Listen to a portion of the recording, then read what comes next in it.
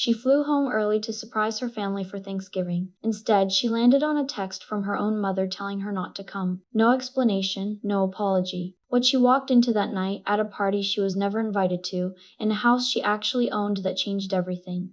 This is Delilah's story, and I would love to tell it to you tonight. Now, let's see how she handles it. The room goes quiet before I even say a word. 60 people, maybe more. White tablecloths, candles, the good china my mother only brings out when she wants someone to believe she has always lived like this. And in the center of it all, my mother, Carol Hartwell, 71 years old, wearing the pearl earrings I bought her for her birthday 3 years ago. Her hand resting on my sister's arm like Brittany is the only child she has ever had.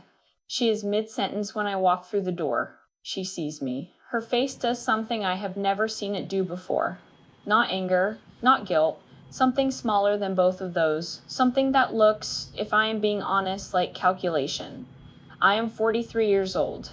I run operations for a mid-sized medical services company in Seattle. I have negotiated contracts worth more than this house, which, by the way, I own. I have stood in rooms full of people who did not want me there, and I have held my ground every single time. I almost turn around. Then the man across the room stands up. He is tall, early 30s, the kind of good-looking that reads as trustworthy before you know better. He is holding a glass of wine and staring at me like he has seen something he cannot explain. His chair scrapes back against the hardwood floor, and the sound cuts through every conversation in the room. He says my name. Wait, a pause. Delilah? His voice drops. Is it really you? Not a question, a recognition. Boss? The word lands like a stone dropped into still water. My mother's smile does not fall. It freezes. There is a difference.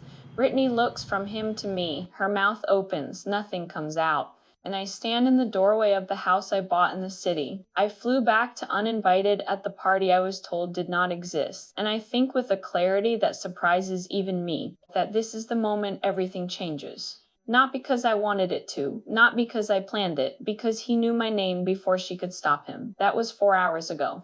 Let me tell you how I got here. I am Delilah Hartwell, Senior Director of Operations at a medical services company in Seattle. I keep large systems running for a living, which means I spend most of my time thinking about what holds and what doesn't. What looks functional from the outside, but was never built to last. What fails quietly, long before anyone admits there is a problem. I should have applied that to my family years ago. I almost did not go home for Thanksgiving this year, but I had already bought the ticket. My flight from Seattle landed in Boise at 11:47 in the morning on the Wednesday before Thanksgiving. I had told my mother I was coming Thursday, late afternoon, stuck at work.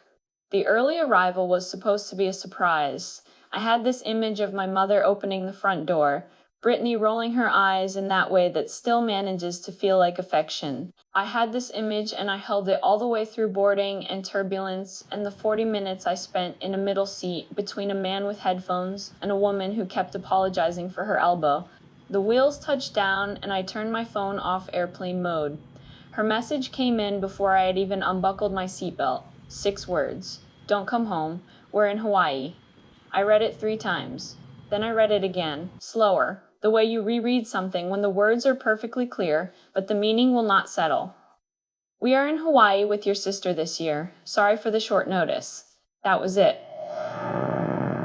No phone call, no explanation. No version of this sentence made sense because I had spoken to my mother 4 days earlier and she had said nothing about Hawaii. She had asked me what time my flight landed. She had told me she was making the green bean casserole I have always hated and making it anyway because Brittany likes it. She had said, and I remember this because it struck me as the kind of thing you say when you mean it. I'm really glad you're coming this year, Delilah. It'll be nice to have the whole family together. I sat in that seat until the plane emptied around me. The woman next to me said, "Excuse me," twice before I stood up. There were no flights back to Seattle. Not that day, not that night. I checked twice, then a third time, moving through the gate and into the terminal with my carry-on and the specific numbness that sets in when your brain decides it cannot process something and simply stops trying. I booked a room at a hotel on Fairview Avenue. Double bed, non-smoking, free parking, a vending machine 2 doors down that hummed so loudly I could hear it through the wall. I told myself I would get dinner, take a long shower, figure out how to feel about this in the morning. Instead, I ended up at the Safeway 3 blocks from the hotel at 2 in the afternoon, walking the holiday aisles because I did not know what else to do with my body. I stood in front of a wall of boxed stuffing mix and tried to remember if I had eaten breakfast. That is when Patricia Dunham found me. She has lived 4 houses down from my mother for 26 years. She brought us a casserole the week my father left. She has always been the kind of neighbor who notices things. She came around the corner with a cart full of rolls and sparkling cider, and she saw me and her whole face opened up. Delilah. Oh, how wonderful. I am so glad you made it early. Your mother will be thrilled. I heard the words, but they took a moment to arrange themselves into meaning. Patricia, I said. What are you talking about? She blinked at me. For tonight, she said slowly, the way you speak to someone who seems confused. The dinner. Carol's been planning it for weeks, 60-some people. She rented extra chairs from that place on Milwaukee Street. I've been looking forward to meeting Brittany's young man all month. The box stuffing was still in my hand. I set it down on the shelf very carefully. She told me she was in Hawaii, I said. Patricia's expression shifted through several things in quick succession. Surprise, discomfort, something that looked almost like pity. Honey, she said, and then stopped. She did not finish the sentence. She did not have to. I drove to the house at 7:30. The lights were on in every window. Cars lined both sides of the street for half a block in each direction. I sat in my rental for 4 minutes and 40 seconds before I got out. I know because I watched the clock. The front door was unlocked. No one saw me come in at first.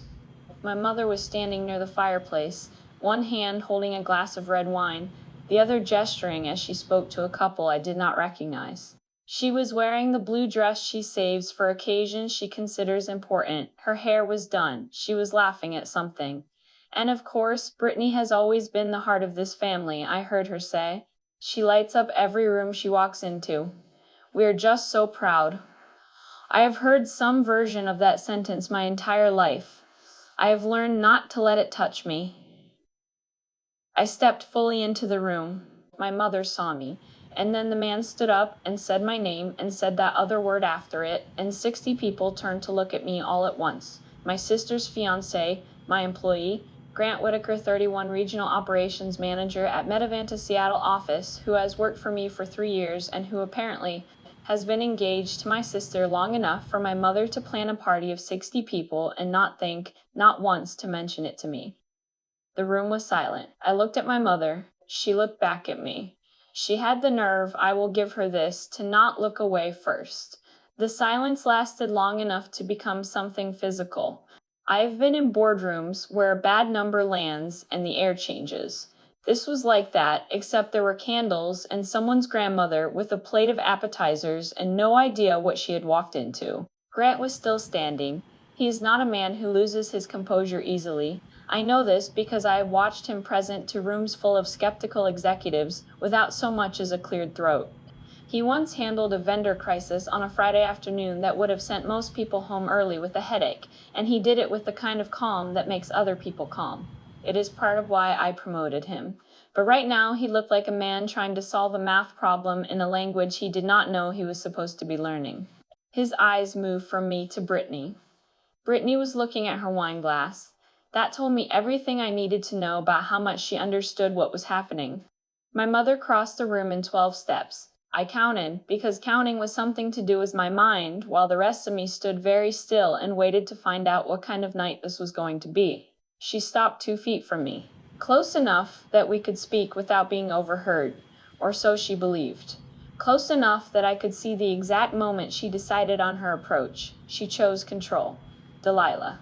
Her voice was the temperature of tap water in winter, not cold enough to be dramatic, just cold enough to be uncomfortable. I didn't know you were coming. I know, I said. You told me Thursday. I told you Thursday because you told me you'd be in Hawaii. Something moved behind her eyes. She did not acknowledge it. You should have called, she said. I looked at her for a long moment. My mother is a woman who has always known exactly how much silence she can fill before it starts to cost her something. She has a gift for it, the pivot, the redirect. The way she can take a conversation that is heading somewhere uncomfortable and steer it, smoothly, almost without anyone noticing, toward a version of events that suits her better. She turned back toward the room. Everyone, she said, and her voice lifted, warm and easy, like she had simply been greeting a latecomer to a casual dinner. This is Delilah. She works in Seattle. You know how it is with careers these days. A small, affectionate laugh, the kind that invites the room to share a gentle joke at my expense. She rarely makes it home. We're so used to it. A few people smiled. A few people nodded. Most people went back to their conversations because they had no reason not to. Grant did not sit down. He was looking at me with an expression I recognized because I had seen it in conference rooms. It was the look of someone recalibrating. Quietly and quickly, like a compass needle finding north, he was rearranging what he thought he knew and measuring it against what was standing in front of him. I watched him glance at Brittany again. She finally looked up. Something passed between them, wordless and fast. Whatever she communicated to him, it was not enough. I could see that in the slight tightening of his jaw. I moved further into the room because standing in the doorway had started to feel like theater. The living room had been rearranged since I was last here. The furniture pushed back, round tables brought in, the kind of setup that takes planning and a rental order and at least 2 weeks of logistics. My mother does not do anything halfway when she wants to impress people. I will give her that. The flower arrangements alone must have cost a few $100s. White chrysanthemums and something dark red I could not identify. Someone handed me a glass of wine. An older man I did not know, smiling the kind of smile that is just good manners. I thanked him and held it and did not drink from it. A woman materialized at my left elbow. She was in her mid-60s, good posture, silver hair cut close, the kind of quiet elegance that does not announce itself. She had been watching the exchange near the door, and she introduced herself as Margaret Whittaker, Grant's mother. She shook my hand with both of hers. Her grip was warm. "It's so nice to meet you," she said. And then, without lowering her voice, without any particular aggression, just the plain directness of a woman who has lived long enough to ask the questions other people are thinking, she said, "Why weren't you invited?" The room did not go quiet, but the pocket of conversation closest to us slowed. My mother, who had been moving toward the kitchen, stopped. I said, "I don't know." Margaret looked at me for a moment. She did not look away, and she did not change her expression, and I liked her immediately. "Carol mentioned she had 2 daughters," she said. "When we first met, back in the spring. In all that time, my mother had mentioned to this woman she had 2 daughters. And yet, here we were. My mother arrived at Margaret's side with the particular efficiency of a woman who has spent decades managing exactly this kind of moment. Her hand landed lightly on Margaret's arm. Her smile was genuine looking. I have to give her that too. "Margaret, I want to make sure you've tried the shrimp," she said. "I had them done specially. Come on, they're right over here." It was masterful, if you are inclined to admire that kind of thing. Margaret allowed herself to be steered, but she looked back at me once, over her shoulder. I stayed where I was. Grant walked over. He did it quietly, the way he does most things, without making it an event. He stopped beside me and looked out at the room for a moment before he spoke, like we were both watching something together. "I've been working for you for 3 years," he said. "Yes, she's never mentioned you." "I know." He turned to look at me. He had the decency not to apologize, which I respected. There was nothing to apologize for on his part, and we both understood that. "How long have you known about me?" he asked. "About us." "Tonight," I said. 40 minutes ago, in this doorway." He looked at Brittany across the room. She was talking to a group of women her age, animated, laughing, her ring catching the light every time she moved her hand. She was good at parties. She always had been. She had our mother's gift for it, the ease, the warmth, the ability to fill a room with herself without ever seeming to try.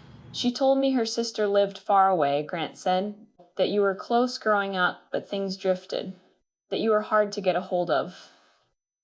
I took a sip of the wine. It was good. My mother has always had good taste in wine. "Things drifted," I said. "That's what she said." I thought about the timeline, the specific architecture of it. Brittany meets Grant. Brittany, at some point, realizes she needs to explain the sister who never comes home, never calls, never appears in any photographs that are recent enough to matter. And so she builds a version. She makes me the one who drifted. She makes the distance mine. It is elegant in its way. The same way a building can be elegant even when the foundation is wrong. Does she know you work for me? I asked. I don't know, he said. And then, more quietly, I thought she did. We stood there for a moment. Across the room, a woman I did not recognize was telling my mother how lucky she was. What a wonderful family. What a beautiful home. My mother was nodding and smiling and accepting this like it was true, and the thing that settled into my chest then was not anger exactly. It had moved past anger into something quieter and more permanent. There is a difference between being forgotten and being removed. Forgotten can be fixed. This was not forgotten.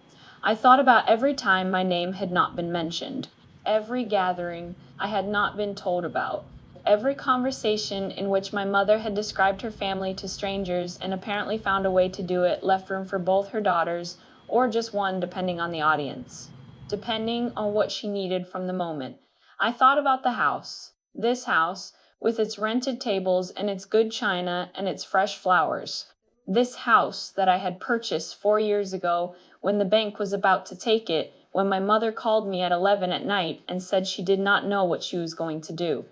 And I had spent 2 days on the phone with lawyers and loan officers and signed my name to documents that made me the owner of a house I had never wanted to own, in a city I had already left. Not once in this room full of 60 people had anyone mentioned that. Not once had my mother said, and this is possible because of Delilah. She was finishing a story near the fireplace. She looked happy. She looked, genuinely, like a woman who had exactly the life she wanted. Grant was still beside me. I need to ask you something, he said. Go ahead. Does this change things? At work. I looked at him. He had asked the question directly because he is a direct person, which is another reason I promoted him. No, I said, and I meant it. He nodded. Then I should probably go talk to Brittany, he said. Yes, I said, you probably should. He walked back across the room. I watched him put his hand on her arm, lean down, say something quiet. I watched her face go still in a way that had nothing to do with the conversation she had just been having. She did not look at me. My mother appeared at my side. You should eat something, she said. You've had a long day. I turned and looked at her for a long moment. She looked back at me with the specific patience of a woman who has decided that if she waits long enough, this too will simply become part of the evening. Mom, I said. Yes, I own this house. The sentence sat between us. She said nothing. I just want to make sure, I said, that we both remember that. I set my wine glass down on the nearest table and walked toward the kitchen to find something to eat, because she was right. I had not eaten, and there was nothing else useful to say just yet. The kitchen smelled like it always has, butter and sage and the particular sweetness of brown sugar on yams. My mother has made the same Thanksgiving meal since I was 7 years old.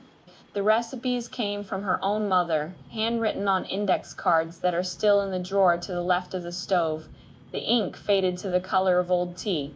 I know because I checked once, a few years ago, when I was standing in this same kitchen feeling like a stranger in a house I technically owned, and I needed something to do with my hands. I made a plate. Turkey, green beans, a roll I did not particularly want. I stood at the kitchen counter and ate it alone because the dining room was full of people who had been told, in one way or another, that I was not really part of this story. The catering staff moved around me with the polite neutrality you extend to someone you cannot quite place. I knew how that felt. I have been something in between in this family for so long that I cannot remember exactly when it started. It did not happen all at once. That is the thing about being erased. It is not a single moment. It is a series of small decisions, made by other people, that accumulate over years until one day you are standing in your own kitchen eating turkey alone, while 60 guests celebrate the sister who got to stay. I thought about my father. He's been standing near the back of the room all evening, the way he stands at gatherings now, present but peripheral, and I have been avoiding looking directly at him since I walked in. It was 2016, October late. The kind of night in Seattle where the rain comes sideways off the sound and the windows fog up no matter how warm you keep the apartment. I had just made partner at the firm where I was working then. I had been celebrating with a colleague. I had 2 glasses of a very good Syrah, and I was, for approximately one evening, genuinely happy with where my life was going. My mother called at 11:47. She had been crying long enough that her voice had gone flat. That particular flatness that comes after the crying, when you have nothing left but the facts of the thing. She told me your father's store is gone. She told me there is debt. She said a number that I made her repeat because I thought I had misheard it. $92,000 spread across 4 credit cards and a line of credit he had opened without telling her. The furniture store he had run for 19 years, the one he had named after her, Carol's Home and Design, had been running at a loss for 3 of those years. He had been covering it with borrowed money and hoping the numbers would turn. They did not turn. She did not ask me to help. She is too careful for that. She told me the situation and then she went quiet and let the silence do the work, which is a thing she has always been very good at. I wired the money in 2 transfers over the following week. I did not tell anyone. There was nothing to tell. It was my parents. It was a problem that could be solved, and I had the means to solve it, and so I did. My father thanked me once, briefly, on the phone. He sounded like a man who had survived something and was not sure yet how to carry that. My mother sent me a card.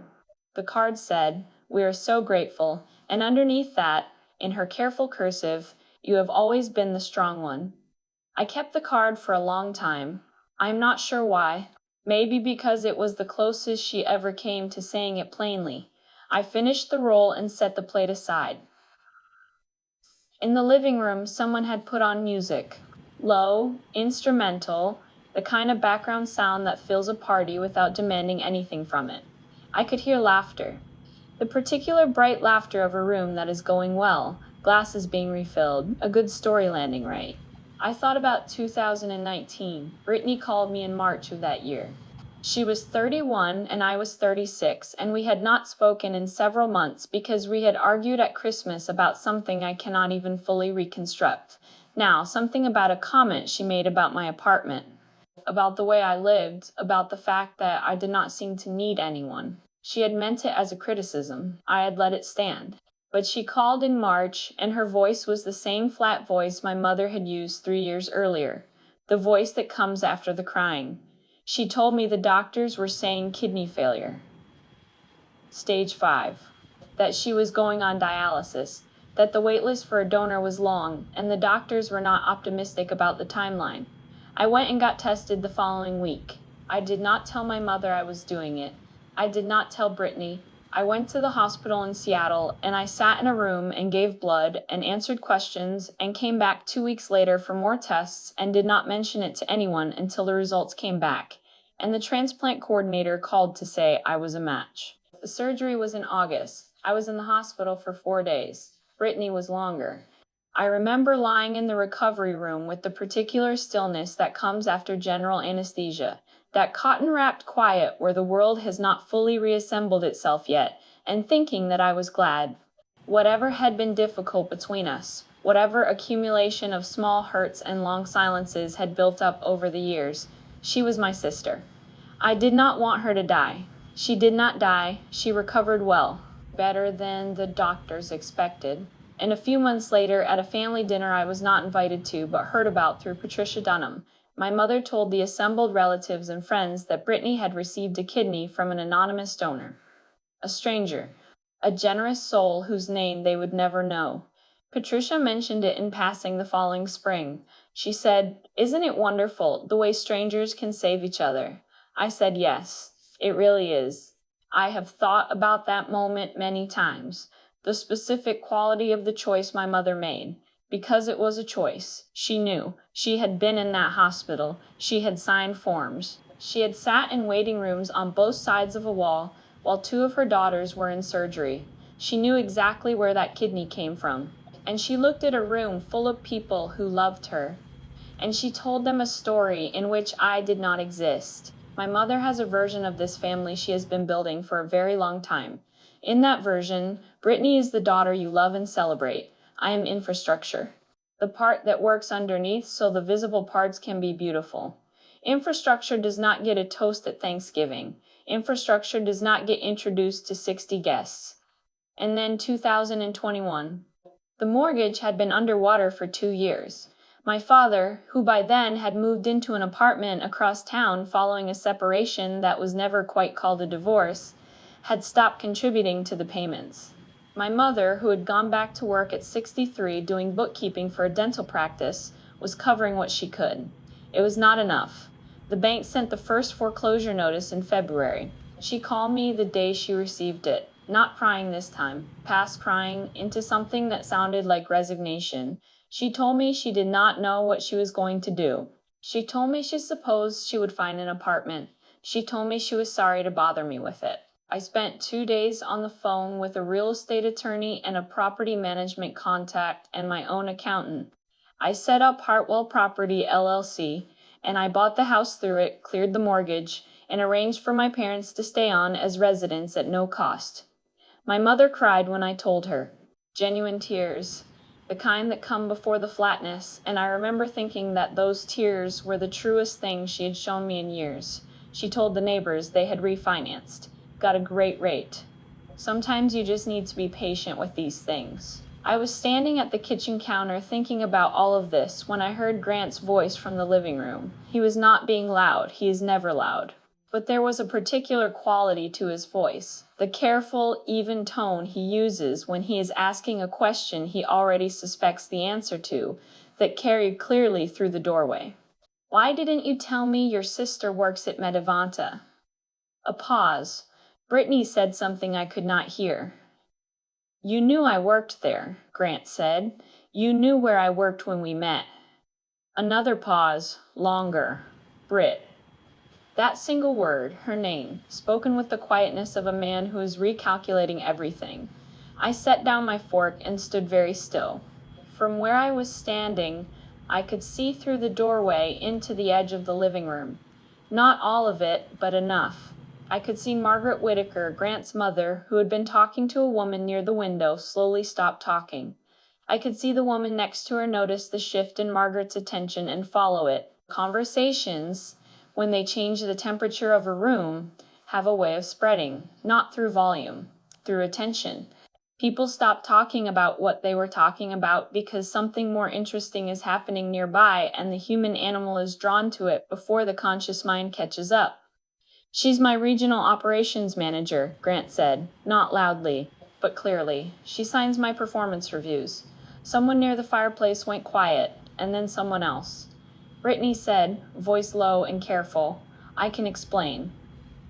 I'm not asking you to explain, Grant said. I'm asking why you didn't tell me. Those are different things. I stayed in the kitchen. I was not hiding. I want to be clear about that. I was choosing not to walk into a room where my presence would change the shape of a conversation that needed to happen without me in it. But I was listening, and what I heard was the sound of a story my family had been telling for years, beginning, finally, to come apart at the seams.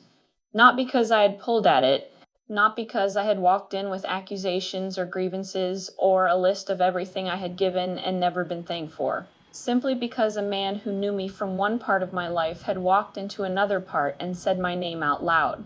Sometimes that is all it takes. The truth does not always need a champion. Sometimes it just needs a door left open. I poured myself a glass of water from the tap, the same tap that has been in this kitchen since I was a child, and I drank it slowly, and I waited to see what would happen next. I walked back into the living room because staying in the kitchen had started to feel like its own kind of statement. The room had rearranged itself in the way rooms do when something unscripted is happening. The clusters of guests that had been loose and easy 20 minutes ago had tightened. People were standing closer together, drinks held a little higher, conversations a little quieter. The particular alertness of people who are pretending not to pay attention while paying very close attention. Grant was standing near the center of the room. Brittany was beside him, slightly behind, the way you stand when you are not sure whether to stay or leave, but cannot do either without it meaning something. My mother was moving toward the far table with the purposeful energy of a woman who has decided the solution to a difficult moment is more food. I stopped at the edge of the room. Grant looked over and saw me. How long have you been at Metavanta? He asked. He asked it the way he asked questions in meetings, directly, without preamble, with the expectation of a straight answer. It is one of the things that makes him good at his job. 7 years, I said. Senior Director of Operations for the last 4. A woman nearby, someone in her 50s with reading glasses pushed up on her head, turned to look at me with new attention. The man beside her, who I gathered was her husband, said something quiet and she nodded. That's a serious position, she said. It keeps me busy, I said. It was an understatement, but I was not there to impress anyone. I was there because I lived there, technically, and because I had nowhere else to be on the Wednesday before Thanksgiving, and because the alternative was a hotel room with a humming vending machine. Grant turned to Brittany. His voice was still even, still the same boardroom register, careful and clear. She approved my promotion last year, he said, not a question. Brittany looked at him. I didn't know that. The memo had her name on it, he said. Delilah Hartwell, Senior Director. I read it 3 times because I was so glad to get it. I know that name. A beat of silence. I didn't know, Brittany said again. There is a thing that happens when someone says the same sentence twice in a row. The first time, it is information. The second time, it is a position. Brittany was planting a flag in a piece of ground that I suspected, from the look on Grant's face, was not going to hold. You told me her name, Grant said quietly. You've said her name in front of me, at least twice that I can think of. People have the same names, Brittany said. Hartwell isn't a common name, Britt. My mother appeared between them with a plate of something. I do not know what was on the plate. It did not matter. It was a plate, and it was extended toward Grant with a bright, redirecting smile, the kind of smile that says, let's all take a breath and try something from the appetizer selection. Grant, you have to try these, she said. I had them made specially. The caterer does a wonderful crab thing. It's really just outstanding. Grant looked at the plate. He took one because he is polite and because refusing would have made the moment larger than it needed to be.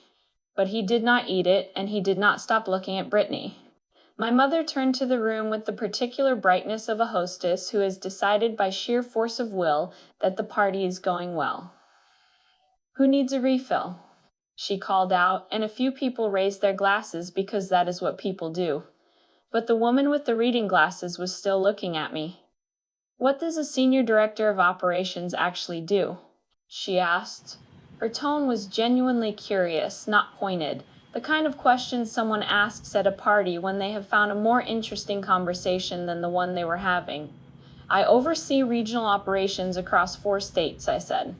Facilities, logistics, vendor contracts, staffing for about 400 people. In healthcare, medical services, and support. The company runs outpatient centers, diagnostic labs, and some specialty clinics. Her husband made a sound of genuine impression. That's not small. No, I said, it isn't. The woman looked between me and Brittany with an expression I recognized. It was the expression of someone doing arithmetic, adding things up and finding that the sum does not match the number they were given earlier. A couple nearby had drifted closer, the natural gravity of an interesting conversation. An older man who had been introduced to me earlier as someone from my mother's church said, Your mother mentioned you worked in an office up in Seattle. I didn't realize it was something like that. She's modest, my mother said from across the room without missing a beat. She had a gift for that, for being simultaneously in 2 conversations, the one she was redirecting and the one she needed to manage. Delilah has always been modest. I looked at her. She met my eyes for exactly 1 second before she turned back to the man beside her. Modest. I have been called many things. Quiet, seriously, distant, hard to read, hard to reach. Cold, by one person who meant it as an insult and one person who meant it as a compliment, and I was never sure which assessment bothered me more. But modest is not a word anyone who works with me would use. Modest is the word you use when you want to explain away someone's achievements in a way that makes them smaller and makes you, by association, more generous for acknowledging them. Grant was quiet. I could see him doing the thing he does when he is processing new information, a slight stillness, a quality of internal attention that looks from the outside like calm, but is actually something more like a controlled reassessment. I have watched him do it in meetings when a number comes in that changes the shape of a problem. He gets very still and then he asks the next logical question. He asked, "Did you know?" He was looking at Brittany. "When we first started talking about my job, when I told you who I worked for, where I worked, did you know she was there?" Brittany set her wine glass down on the nearest table. "Can we not do this right now?" she said. Her voice was still controlled, but there was something underneath it, a tightness, the sound of someone managing more than they wanted to show. "It's a party. There are people here." "I know there are people here," Grant said. "Then maybe this is a conversation for later." "Sure," he said. "We can talk about it later." He paused. "But I'm going to need an actual answer." Brittany looked at him for a long moment. Then she looked at me. There was something in that look that I have been trying to name ever since. It was not guilt, exactly, though there was something of that in it. It was not anger, though that was there too. The old reflexive anger of someone caught doing something they have told themselves was not wrong. It was something more like exposure. The look of someone who has been carrying a version of a story for so long that they have mostly stopped thinking of it as a version. She looked away first. The couple who had drifted closer were no longer pretending they were in a different conversation. The woman with the reading glasses had shifted so that she was fully facing us. Margaret Whitaker from across the room had stopped talking to the person beside her. She was watching her son with the careful attention of a mother who has learned when to intervene and when to let things unfold. She was letting things unfold. A man whose name I had not caught, someone from my mother's side of the guest list older. The kind of man who says what he thinks because he has decided at some point in his 70s that life is too short for indirectness, said to no one in particular. "It sounds like there's quite a bit this family doesn't talk about." My mother said, "Frank." Frank did not look particularly chastened. "I'm just observing," he said mildly. "She told me," Grant said, still looking at Brittany, "that you two had just grown apart, that you were busy, that you were the kind of person who didn't really stay in touch."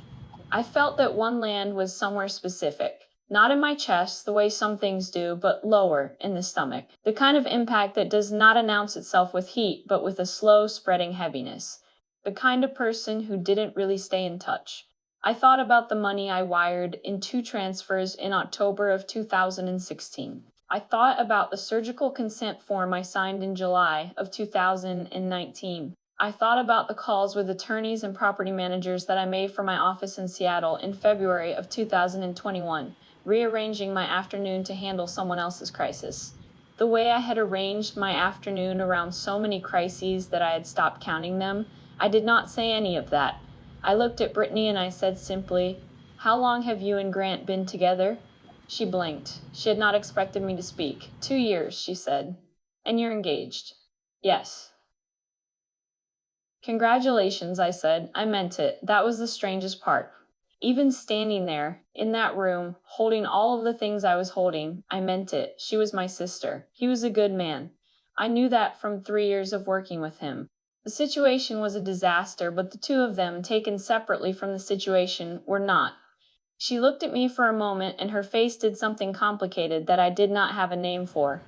The older man, Frank, said quietly to the woman beside him, "I told Carol she should have invited her." My mother's back was very straight. Grant picked up his wine glass from the table. He took a long breath through his nose. He had the look of a man who has arrived at a destination he was not expecting and is now deciding, in real time, what to do now that he is here. He looked at me. "I owe you an apology," he said. "You don't," I said. "I should have asked more questions." "You asked the ones you thought you needed to," I said. "You didn't know what you didn't know." He nodded slowly, the kind of nod that is not agreement so much as acknowledgement, the kind that says, "I hear you," and also, "This is not over." He was right about that second part. The music was still playing. The candles were still burning. The white chrysanthemums on the center tables had not changed. But the room felt different than it had 40 minutes ago. The way a room feels different after a window has been opened. The same space, the same furniture, the same people. but something moving through it now that had not been there before. My mother was standing near the kitchen doorway. She was holding her wine glass with both hands. She was looking at me with an expression I had not seen from her before, not calculation this time. Something closer to the awareness that a thing she has been managing for a very long time has just become significantly harder to manage. I looked back at her steadily. I was not angry. I want to be clear about that, not because anger would have been wrong, but because what I felt was something older and quieter than anger. Something that had been sitting in me for years, waiting for a room where it finally had enough space to stand up straight. I picked up my wine glass from the table. I took a sip, and I stayed. The party had not stopped. That is the thing I keep coming back to when I think about that night.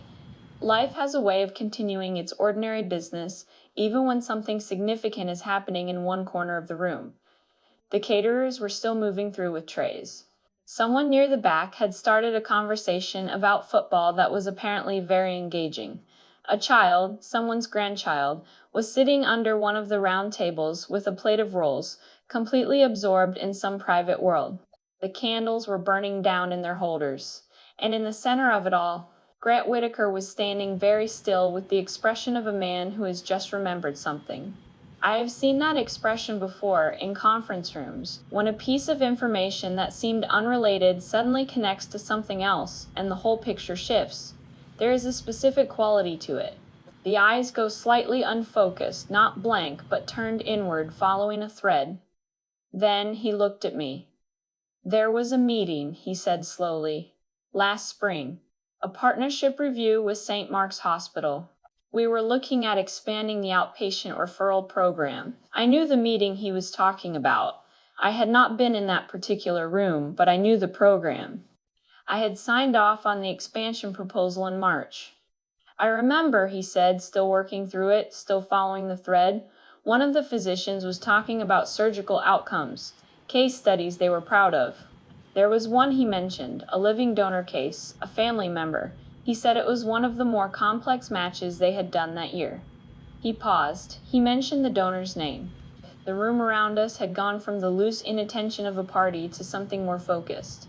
Not everyone had noticed yet, but the people closest to us had stopped having other conversations. Grant looked at me with the expression of someone who already knows the answer but needs to hear it confirmed before they can accept that it is real.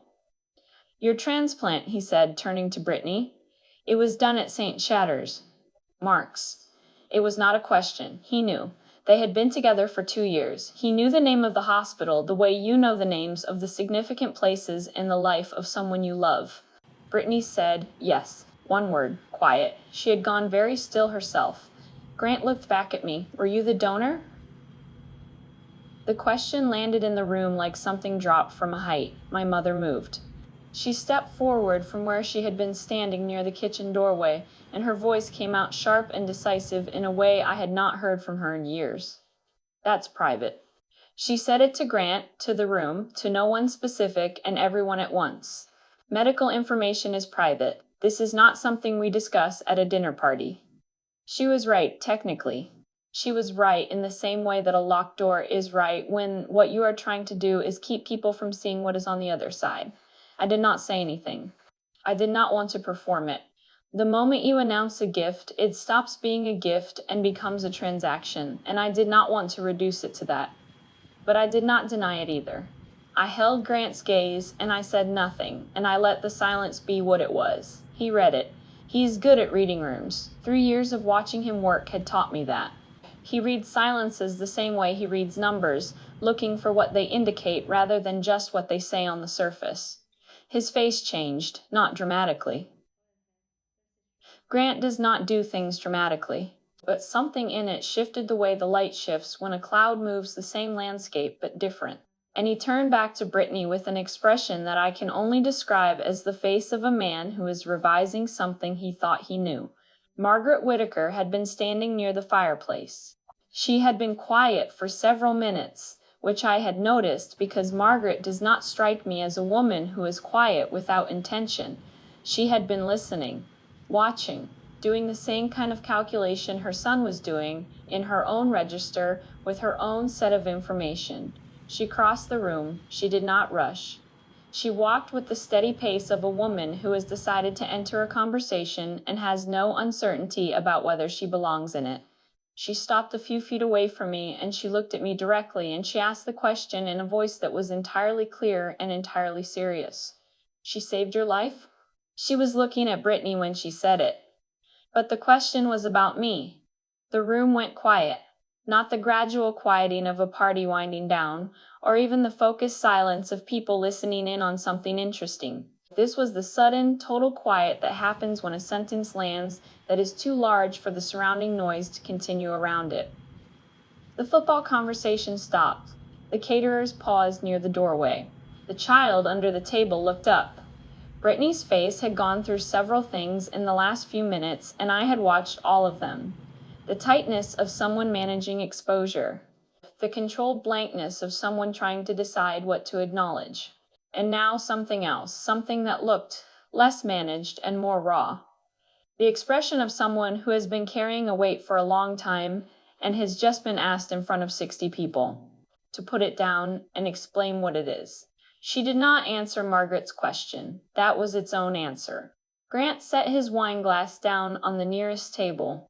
He set it down carefully, precisely, the way you set something down when you want your hands free.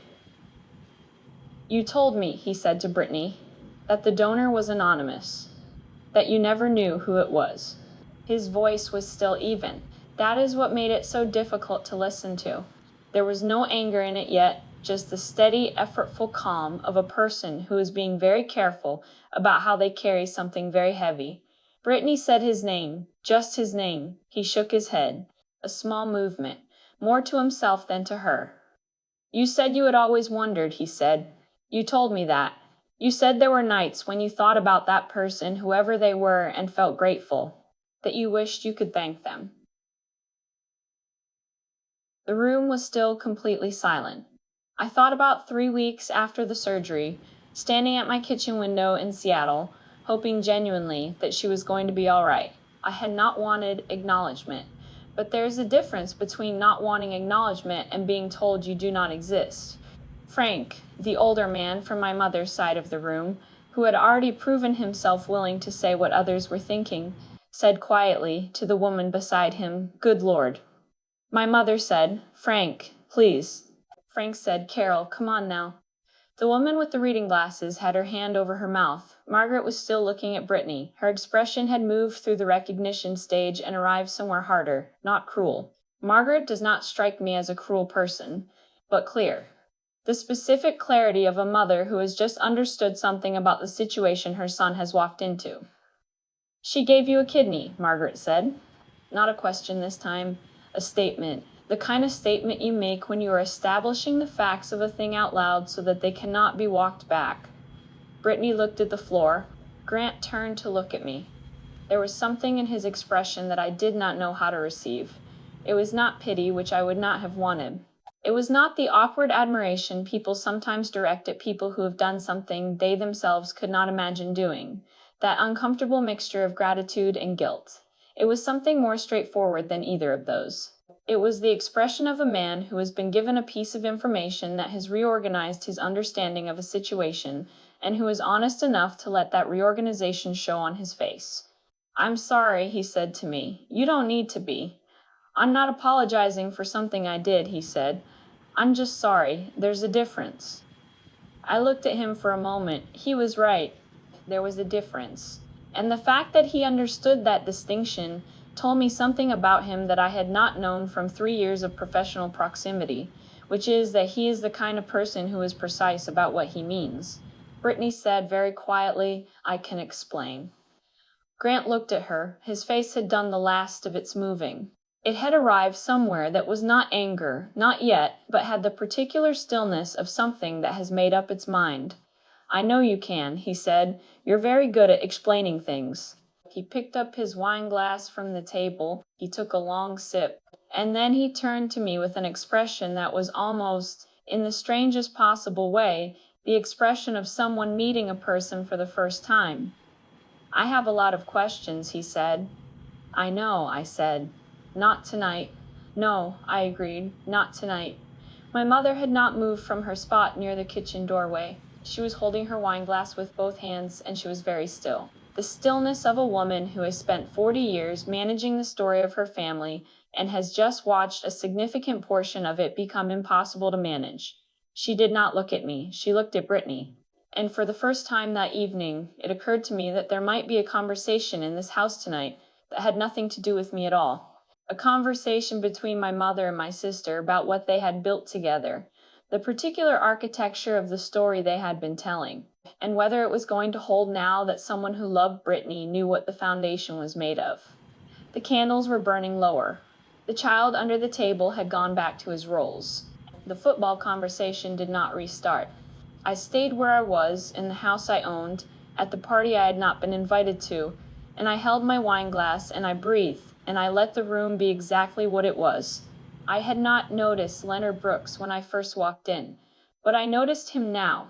He was standing near the far wall next to the bookshelf my mother has had since I was a child, the one with the glass doors that she keeps locked even though there is nothing valuable inside. Just a set of encyclopedias from the 1980s and a collection of decorative plates she inherited from her own mother. He was in his mid-60s, heavy-set, with the kind of face that belongs to a man who has spent decades in a small city being the person other people call when they need something resolved. Silver-haired, careful eyes, the particular stillness of someone who has been listening to this entire conversation and has arrived at a decision about whether to enter it. Leonard Brooks had been the senior loan officer at First Idaho Bancorp for as long as my parents had lived in this house. He had approved their original mortgage. He had, in February of 2021, sent the foreclosure notice that my mother called me about at 9 in the morning on a Tuesday, her voice doing that flat, post-crying thing that meant the situation had moved past manageable. He knew exactly who I was. And from the expression on his face, he had been waiting to see how this evening was going to develop before deciding what to do about that. I met his eyes across the room. He gave me a small nod.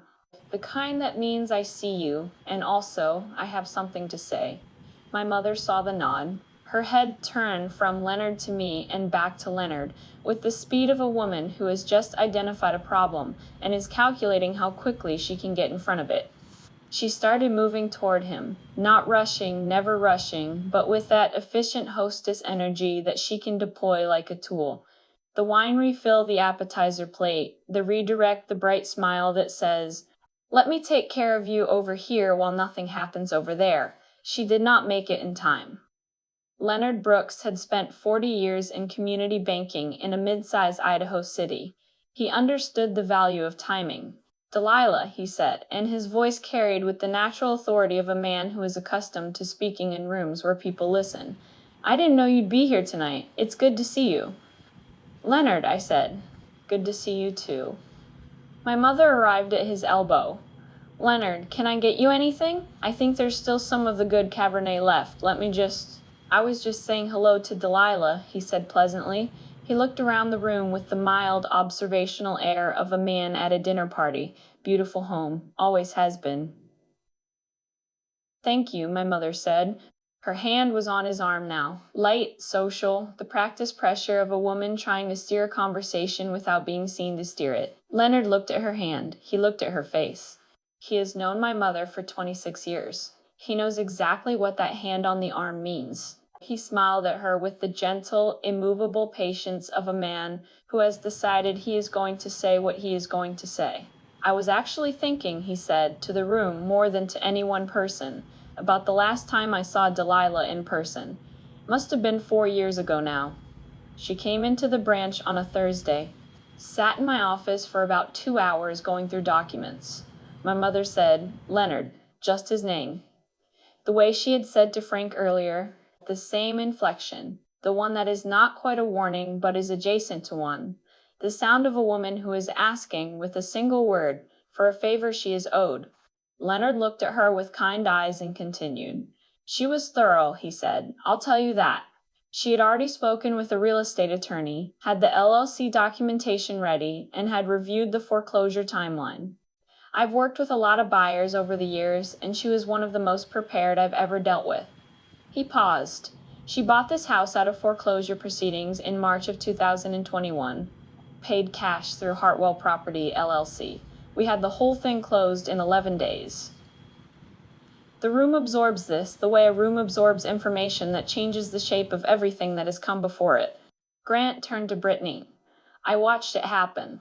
The slow, deliberate turn of a man who is no longer asking questions because he is curious. He is asking questions because he needs to understand how far the discrepancy goes, how deep it runs, where exactly the story he was given stops matching the facts of the thing. You told me your parents paid off this house, he said. Brittany's jaw was tight. That's what I was told, she said. By who? A pause that was one beat too long. By Mom. The room was quiet in the particular way that rooms go quiet when an answer lands that raises more questions than it resolves. Margaret Whitaker, who had not moved from her position near the center of the room, looked at my mother with an expression that was measured and direct and not unkind, but was also not soft. My mother was still standing beside Leonard with her hand on his arm. She had not moved. She had the look of a woman standing very straight because she has decided that posture is the last thing she has full control over. I set my wine glass down. I had not planned to say anything. I want to be clear about that. The evening had unfolded the way evenings do when truth has decided to be present, regardless of whether it was invited, and I had been standing inside it mostly as a witness, mostly letting the room do what it was going to do. I had not come there to expose anyone. I had come because I had a plane ticket and a carry-on bag and a hotel room with a humming vending machine, and somewhere under all of that, something that's still against considerable evidence. Dobel wanted to believe that coming home meant something. But Leonard had said what he said, and Grant had asked what he asked, and the room was full of people who were now holding an incomplete picture. And the missing piece was one I could provide with enough clarity to prevent the wrong conclusions from filling the space. I spoke to the room, but I looked at Grant when I said it. My father had a furniture store for 19 years, I said. When it closed, there was significant debt. My parents were already struggling with the mortgage payments. By early 21, the bank had begun foreclosure proceedings. I kept my voice level, not flat, just steady, the same way I would explain a project timeline in a meeting. I set up an LLC to purchase the property because it was cleaner from a legal standpoint and because it gave my father some distance from the transaction. He is a proud man. Having his daughter's name on a direct buyout would have been difficult for him. The LLC made it less personal. The woman with the reading glasses said softly, "That was thoughtful." "It was practical," I said. And then, because I believe in being honest, even when honesty is complicated, I added, "It was also thoughtful." Both things can be true. Frank, from his corner of the room, made a sound that was not quite a laugh and not quite a sigh, but was somewhere between the two. The sound of a man who has seen a lot of family dynamics over a long life and recognizes the specific texture of this one. My father spoke. I was not expecting it. He had been standing near the back of the room on the far side of the table nearest the hallway, and I had been aware of him in the vague, peripheral way that you are aware of someone who has not entered the central action of a scene. My father is 73. He looks older than he did before the store closed. He has the build of a man who was once substantial and has become, through years of diminishment, smaller than the frame he was built for. He was wearing a button-down shirt that I recognized from at least 5 years ago, and he was holding a glass of water because he does not drink anymore, and he had been standing there. As far as I could tell for the entire evening watching. "She helped us," he said. His voice was rough. He clears his throat before he speaks when he is trying to keep his voice steady, and he did that. A small sound, and then the words came out. "More than once," he said. "More than I want to count." He was not looking at the room. He was looking at the floor, or at a point just in front of his shoes, with the expression of a man who is saying something that costs him something to say. The store. The house. Other things. Delilah helped. He paused. She never made it a thing. She just did it, and she didn't make it a thing. The room was completely silent. My mother was looking at my father with an expression I had not seen from her before, and I have been studying my mother's expressions for 43 years. It was not anger. It was not the controlled social management she had been deploying all evening. It was something more unguarded than either of those. Something that looked, if I am reading it correctly, like the expression of a woman who has just watched a version of her own story be told in a different way by someone who was also inside it, and who is not sure what to do with that. My father looked up. He looked at me. I should have said it before, he said, more than once. I should have said it. I looked at my father, at this man who had been made smaller by years of things not working out, who had once built something with his hands and his name and then watched it come apart, who had accepted help from his daughter and found a way to live with the weight of that by not speaking about it directly. I looked at him and I felt the specific, complicated tenderness that comes with loving someone who has hurt you, not through cruelty but through limitation, through the small daily failures of people who mean better than they manage. I know, Dad, I said, 2 words, but I meant them. He nodded. He looked back at the floor. The room had changed, not the furniture, not the flowers, not the candles burning in their holders, but the quality of the air inside it had shifted in the way that air shifts when the pressure changes, when something that has been building for a long time has finally made itself visible. People were looking at my mother in a different way than they had been looking at her an hour ago. Not with judgment, most of them. Most of them were simply recalibrating, the way people recalibrate when the story they were given turns out to have a different shape than they were told. Margaret Whittaker was looking at her son. Grant was looking at the floor now, same as my father had been a moment ago. His hands were in his pockets, his jaw was tight. Brittany was standing very still. She had not moved in several minutes. She had the specific stillness of someone who is waiting to find out what happens next and has no tools left with which to influence it. My mother set her wine glass down on the nearest table. She set it down with a precision that meant she was setting down more than the glass. She straightened. She smoothed the front of her blue dress with both hands. She looked at the room with the expression of a woman who is doing the most difficult thing she knows how to do, which is continue. There's dessert, she said. Her voice was steady. Pumpkin pie and a chocolate pecan tart. They're in the kitchen whenever anyone is ready. No one moved for a moment. And then, because 60 people at a dinner party still need somewhere to put themselves, and because human beings have a remarkable capacity to follow the structure of an ordinary evening, even when the evening has become something else entirely. A few people began to drift toward the kitchen. The football conversation did not restart, but the room began, slowly, haltingly, to breathe again. I stood where I was. Leonard Brooks caught my eye from across the room. He raised his water glass toward me in a small, private gesture. Not celebratory, just acknowledgement.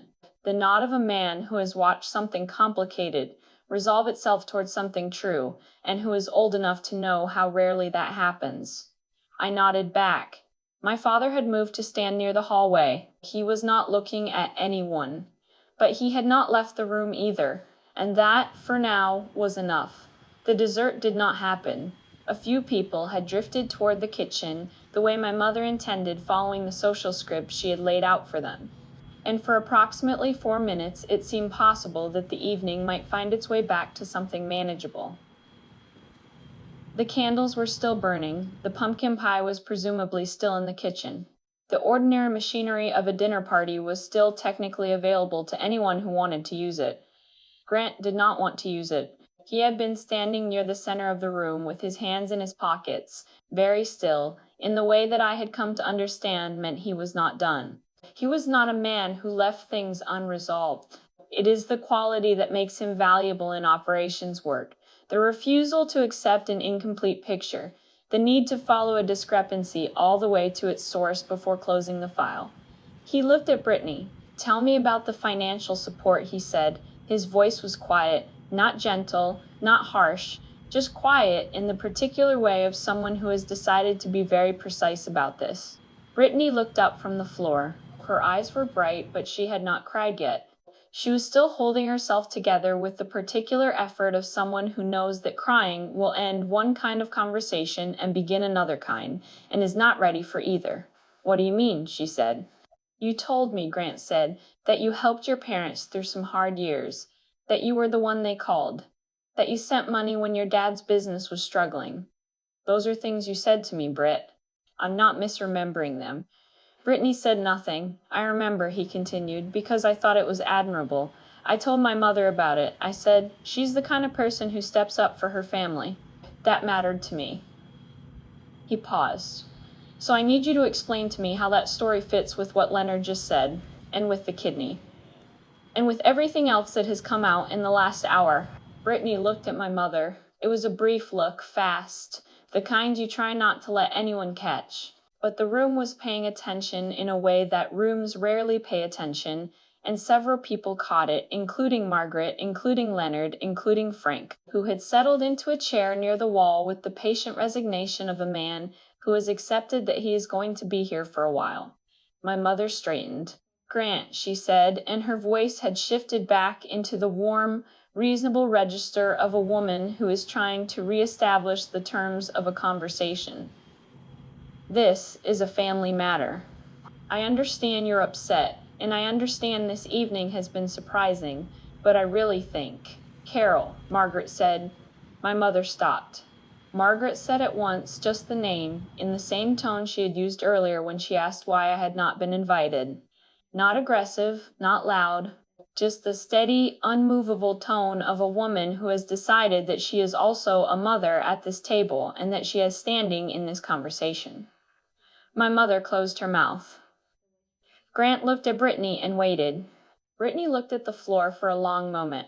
When she looked up, her expression had changed. The controlled blankness had cracked somewhere along the edges. Not broken, not yet, but the architecture of it was showing, the effort it was taking to maintain. I was there, she said finally. I was the one who was here. Delilah was in Seattle. I was the one who went to appointments with Mom, who helped Dad with the store, who was present. That counts for something. No one said it doesn't, Grant said. Then why does it sound like none of it counts? Because, Grant said carefully, there's a difference between being present and telling me you were the financial support. Being there for appointments is not the same as paying $92,000 in debt. Showing up is not the same as buying the house. He stopped. Did you know about the debt? A pause. Yes, she said. Did you know Delilah paid for it? Another pause.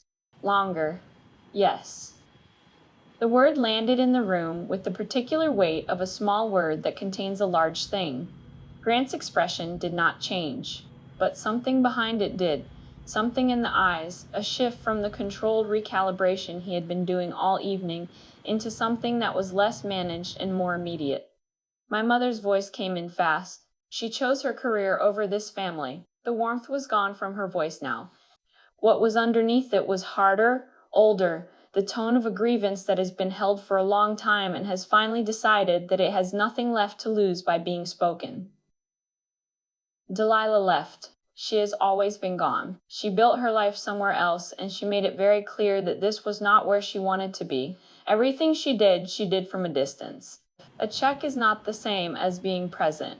Money is not the same as family. The room was very quiet. I had known this speech existed somewhere in my mother. I had let it stand for a long time. But we were past that now. I helped when they needed it, I said. My voice came out steady, not loud, not heated, just clear. Every time there was a crisis, I helped. That is not distance. That is the opposite of distance. I looked at my mother. You called me about the debt at 11:47 at night, and I wired the money inside a week. You told me Brittany might die, and I went and got tested the next morning. You called me about the house on a Tuesday, and I had it closed in 11 days. That is not someone who chose her career over her family.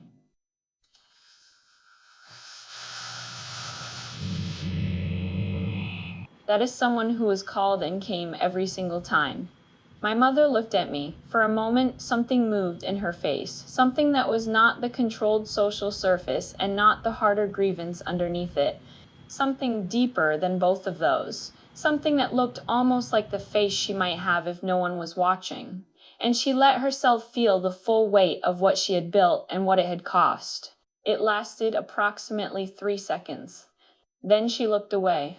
Grant had been listening to all of this with the focused stillness of a man building a structure in his mind, laying each piece of information down and seeing where it fits what it supports, what it changes about the overall shape. He turned back to Brittany.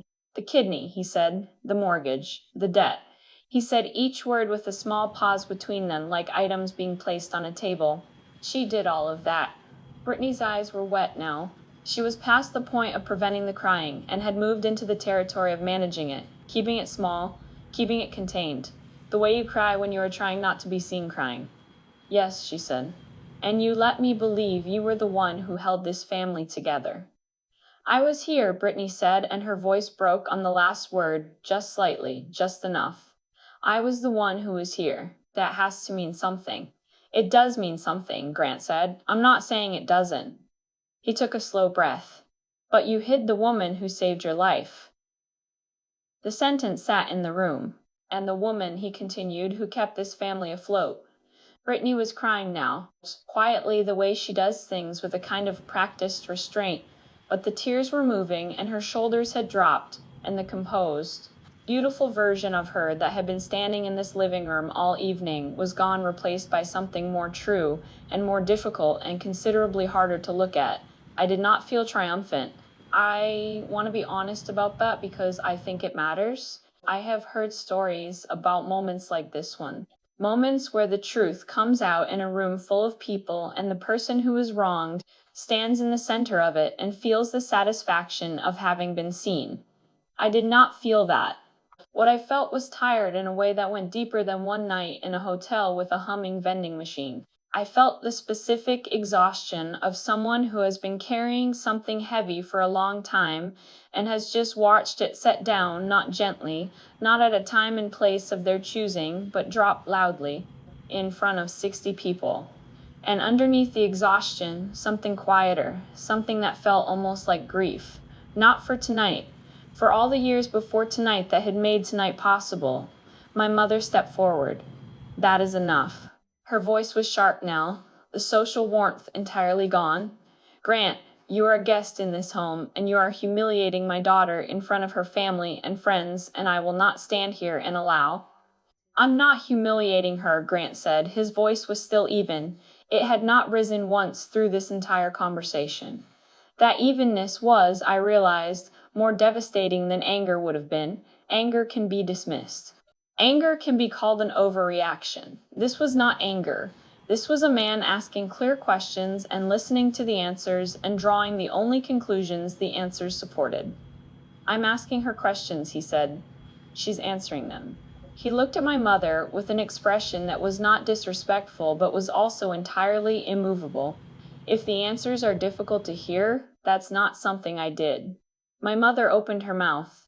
Margaret said, Carol, just that, again, the single word that meant stop, that you will not win this one. Grant looked at Brittany. She was watching him with the expression of someone who knows what is coming and cannot stop it and has run out of the resources to try. If you can lie about something like this, he said, what else have you lied about? Brittany said his name. He shook his head. He reached down to his left hand. The ring came off slowly, not dramatically, not in a single practiced gesture. He worked it off carefully, the way you remove something you have been wearing long enough that it does not come off easily. He held it for a moment. Then he set it on the table beside him, next to someone's half-finished glass of wine, with the precise, deliberate placement of a man who is being very careful about not making this a performance. The room heard it.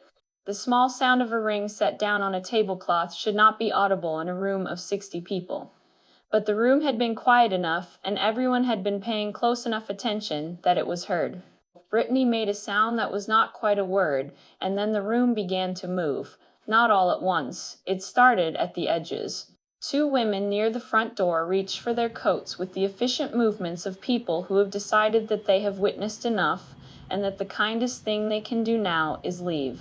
A couple near the window exchanged a look and began making their goodbyes to the people nearest them. Brief, quiet, apologetic in the way that people are apologetic when they are leaving a situation that is not their situation. Then more. Within 10 minutes, roughly half the room had found their coats in their cars, and the specific relief of cold November air outside a house where something irreversible had just happened. The caterers retreated to the kitchen and stayed there. Frank, who had been sitting in his chair near the wall for the entirety of this, stood up slowly, the way older men stand up when they have been sitting for a while.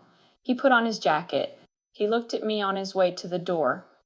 "Good to meet you, Delilah," he said. "You too, Frank," I said. He nodded once and left. My mother was standing in the center of her thinning party with her blue dress and her pearl earrings and the flower arrangements she had ordered 2 weeks ago for an evening that was supposed to go differently. She was not crying. She would not cry in front of people. She has never cried in front of people, not that I have seen, not even in hospital waiting rooms. She looked at the ring on the table. She looked at Brittany, who had sat down in one of the rented chairs and was looking at her hands. She looked at me, and I stood there, and I looked back at her, and I did not say anything because there was nothing left to say that the evening had not already said, louder and more clearly than I ever could have. The child who had been sitting under the table with his rolls was gone. Someone had quietly collected him at some point during the last half hour and taken him somewhere else, which was the right thing to do, and I was glad for it. The candles were still burning. They would burn for another hour or so before they guttered out. The house was quiet in a way it had not been quiet all evening, and in that quiet I could hear from somewhere outside the sound of cars starting headlights sweeping across the front windows, one by one.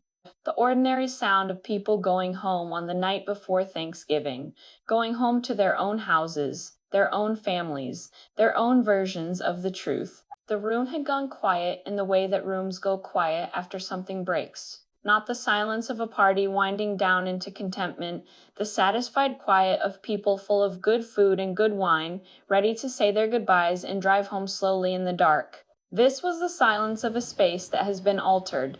The furniture was the same. The flowers were the same. The candles were still burning in their holders, lower now, the wax pooled and soft. But the room was different in the way that a room is different after a window has been broken, technically still. A room technically still functional, but changed in some fundamental way that cannot be undone by simply cleaning up the glass.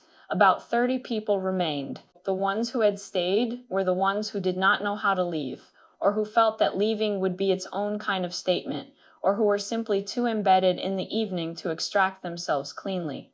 They had redistributed themselves around the edges of the room, near the walls, near the kitchen doorway, the way people redistribute when the center of a space has become somewhere nobody wants to stand. Brittany was still in the rented chair. She had stopped crying, or rather she had moved past the visible part of the crying into the stillness that comes after. When your face is composed, but your eyes are swollen, and everything about your posture says that you are somewhere else, entirely, somewhere interior and not accessible. The ring was still on the table beside her. She had not touched it. Grant was near the front door with his mother. They were not talking. Margaret had her hand on his arm, not steering, just present, the way mothers are present when they do not have words but want their children to know they are not alone. My father was still near the hallway. He had not moved in a long time. My mother was looking at me. She had been looking at me since the room began to empty, with an expression that had been cycling through several things and had finally arrived somewhere that I recognized. It was the expression she gets when something has not gone the way she needed it to go, and she is identifying with the precision she has always had for this, the most direct available path to someone she can hold responsible. She walked toward me. She stopped 3 feet away, and she looked at me with that expression, and she said, in a voice that was low enough to be private and hard enough to be deliberate, "You ruined your sister's life." I had been waiting for it. Not this specific sentence, not these specific words, but the shape of it. The pivot. The moment when the story of tonight stopped being about what had been hidden and became, instead, about what I had caused by being here. I had known it was coming. The way you know weather is coming, not the exact form it will take, but the certainty that it is moving toward you. I stood still, and I let the words land, and I felt them, and I did not look away. "Her fiancé found out who she was," I said. I didn't tell him. "You walked in here," my mother said. "You told me you were in Hawaii. You should have stayed in Seattle." I looked at her for a long moment. There is a thing that happens when you have loved someone your entire life and spent a significant portion of that life trying to be enough for them and have finally, after many years, arrived at the understanding that the problem was never the amount you were offering, but the fact that they had built a version of the world in which you were not meant to be visible. The thing that happens is not dramatic. It does not arrive as a revelation with heat and light. It arrives quietly, in the middle of a nearly empty room, on the night before Thanksgiving, while your mother tells you that you ruined your sister's life by existing in the wrong place. It arrives as clarity. I turned to my father. He was still near the hallway.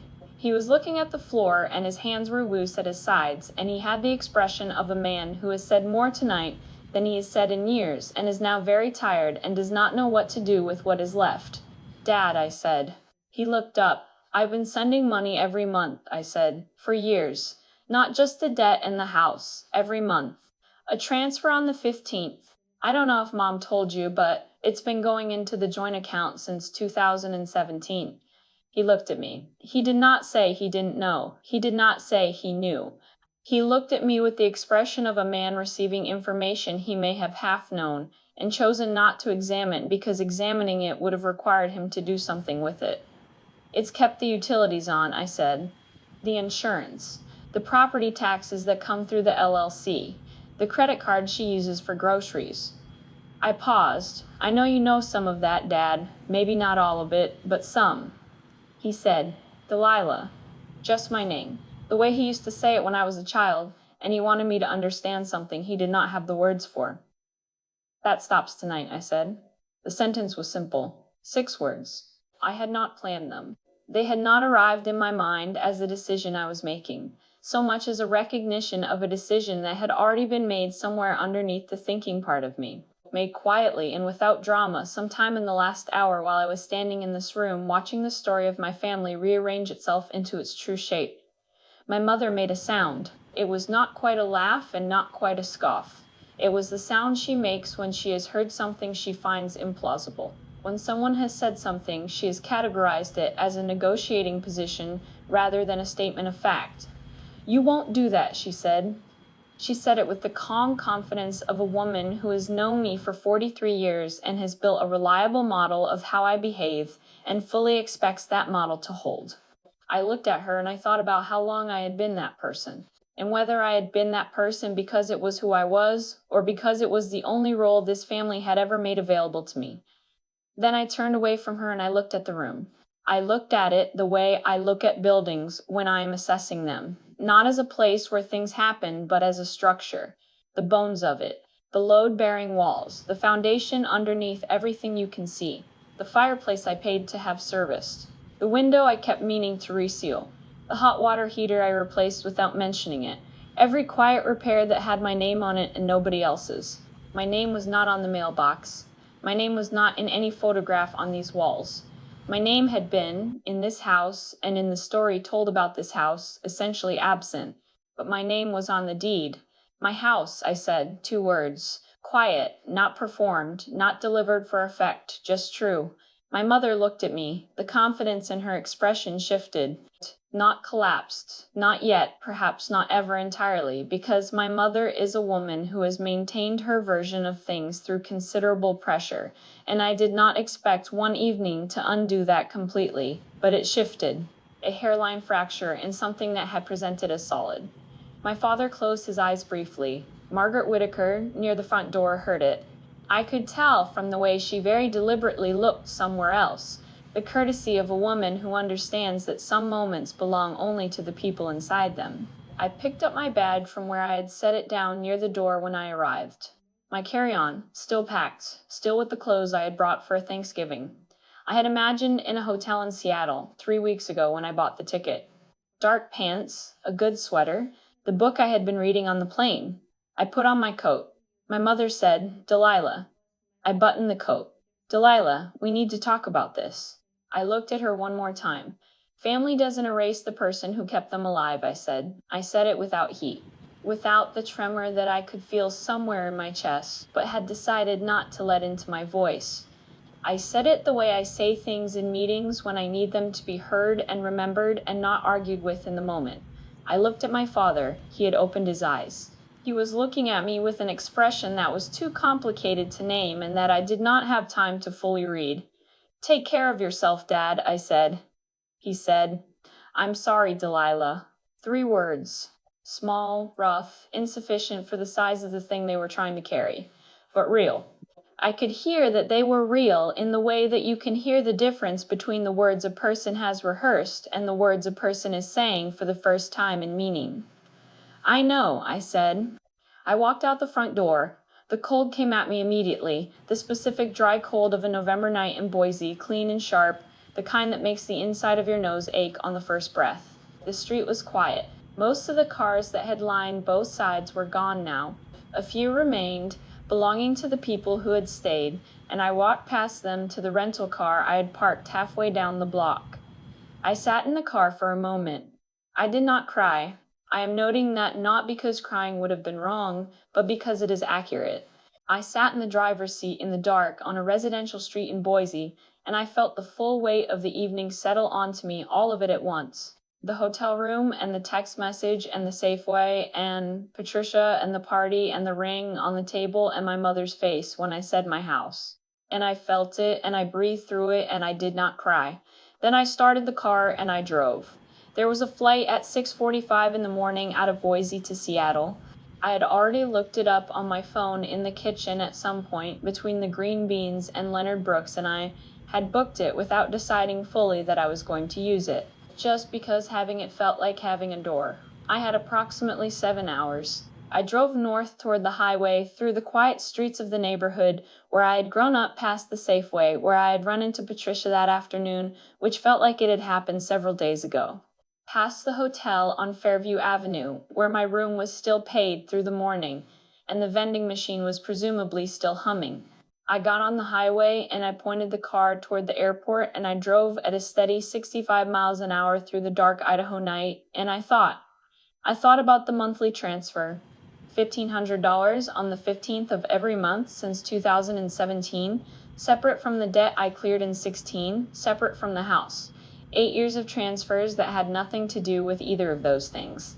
The number, when I let myself do the arithmetic, was significant. I had not done that arithmetic in a long time, deliberately, because I had understood that doing it would require me to have a feeling about it that I was not ready to have. I was ready now. I thought about the kidney, about the surgical consent form and the recovery room and the particular quality of the silence in my apartment the first night I was home. The cotton quiet of a body that has given something away and is learning to continue without it. I thought about my mother's voice on all those midnight phone calls, the flatness that came after the crying, the specific sound of a woman who has identified the person she calls when things go wrong and is calling that person. I thought about Brittany in the rented chair with her swollen eyes and the ring on the table beside her and the expression on her face when I said I know to my father. The way she looked up for just a moment briefly was something in her face that I could not entirely read. Something that was not gratitude and not guilt exactly, but lived in the territory between them. And somewhere past the city lights, somewhere in the long dark stretch of highway, where there is nothing on either side but flat land and cold sky, and the occasional light of a house set far back from the road. I arrived at the thing I had been circling all evening. Helping a family does not mean you belong in it. I had believed for a long time that the help was a bridge, and that every wire transfer and every signed document and every hospital form was a way of saying, I am here, I am still here, count me in. I had believed that being needed was the same as being wanted, that being called in a crisis was a form of being known. I had been wrong about that. Being the person they call is not the same as being the person they celebrate. Being the foundation is not the same as being the family.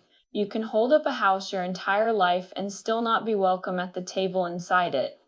I had held up this house, and I had not been welcome. The highway was empty in both directions.